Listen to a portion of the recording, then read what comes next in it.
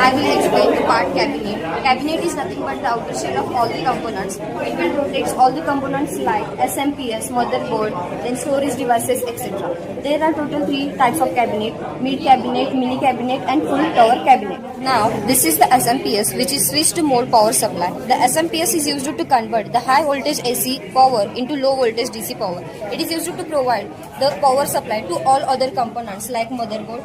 So this is RAM. RAM is a temporary working memory of a computer. This RAM is placed here.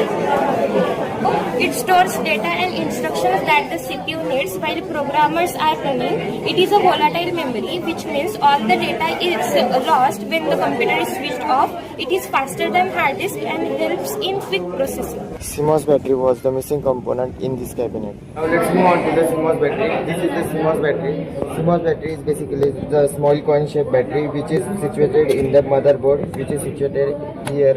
It powers the CMOS chip, which stores the important system settings such as date, time, BIOS and UEFI configuration.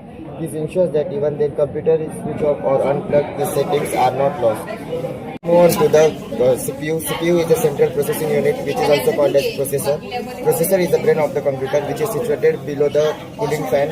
CPU is made up of millions of transistors packed into a small chip, and it consists of several key components. Motherboard is the main board of the main circuit board of a computer. It connects the CPU, RAM, storage, and other components, allowing them to communicate. It also provides expansion slots and ports for external devices. It is the backbone of the computer system. So, this is the cooling system. The cooling system keeps the computer cool. It uses fans, heat, snakes, or liquid cooling.